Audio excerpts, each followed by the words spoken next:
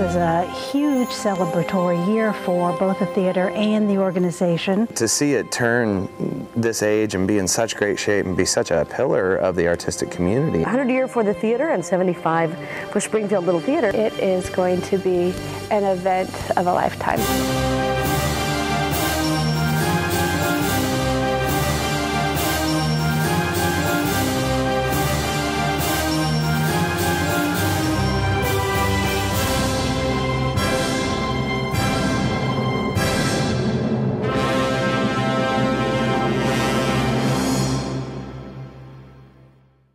The Springfield Little Theatre Group was organized in June of 1934 by 8 recent graduates of the senior high school and of Miss Helen A. Johnson's speech class.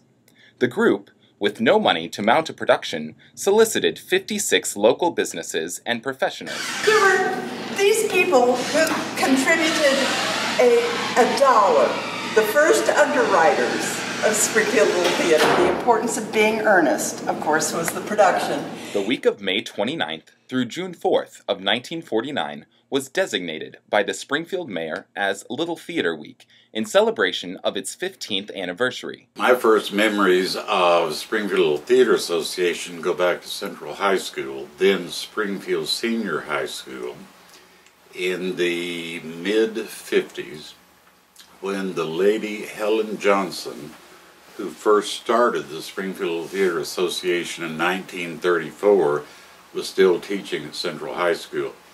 And though I was never a student of hers, I knew about her and her involvement with Dr. Bruce Lemon, a very famous physician here in Downton, who started the whole association. Well, because Springfield Little Theatre had no home, the use of City Hall and the basement of City Hall was of great importance.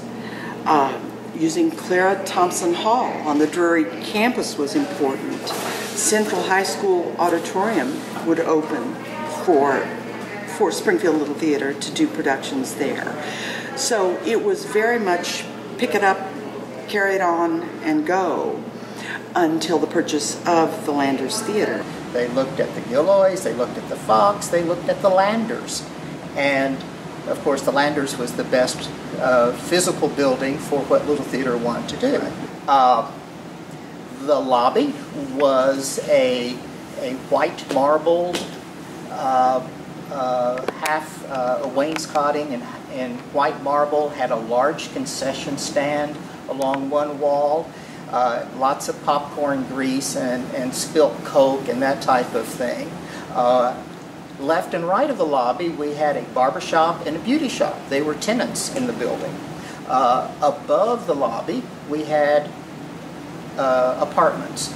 And in fact, for the first 3 years, we relied on the tenants paying rent in these apartments to help us cover some of the costs in the theater. Inside the theater, it was pretty grim. We had to have all the seats removed and reupholstered.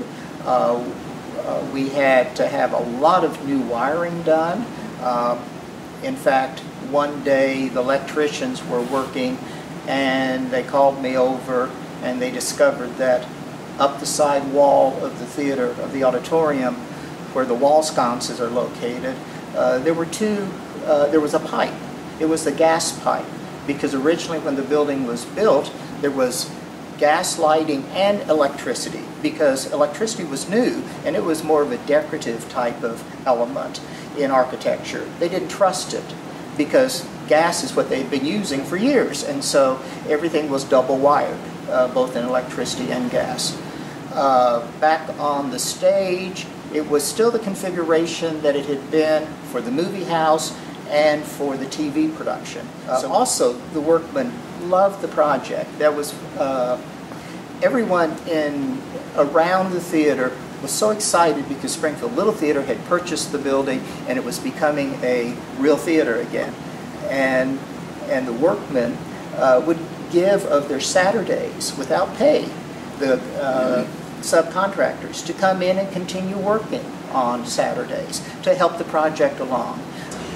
In 1987, when we started the next big renovation, so many of the same things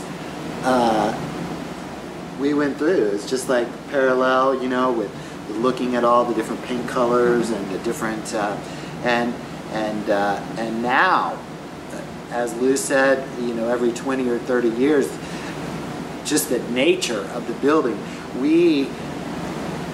Our building now, being 100 years old, is a massive daily endeavor.